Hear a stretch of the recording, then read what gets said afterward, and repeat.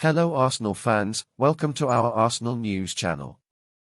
Here you will stay on top of everything in our heart club. Here you will find daily news about Arsenal, so subscribe to the channel so you don't miss everything happens with our club. News about transfer, hiring, and speculation.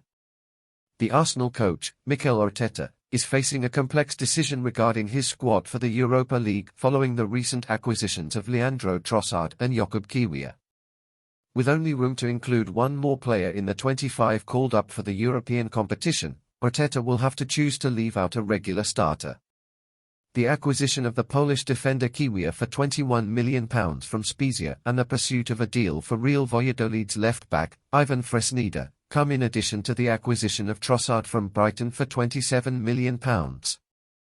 These acquisitions show that Arsenal is looking to further strengthen their team for the bid for the silver medal in the Europa League. Unlike last season, the North London team is not just focusing on the domestic market but also the European competition where they advanced to the round of 16. Arteta's team avoided the playoff matches by leading their group ahead of PSV Eindhoven, which means they will not return to the competition until March. However, this qualification for the round of 16 puts Arteta in a difficult position as he will have to decide which player to leave out of the squad for the competition. According to UEFA, the decision on player registration states, from the round of 16, a club may register a maximum of 3 new eligible players for the remaining matches of the current competition. This registration must be completed by the 2nd of February 2023, 2400 hours CET, at the latest. This deadline cannot be extended.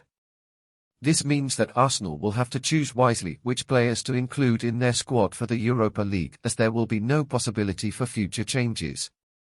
Furthermore, Arsenal is also linked to a move for a new midfielder, with Juventus player Weston McKennie on the radar. However, this acquisition would mean the club would exceed the maximum squad limit even more.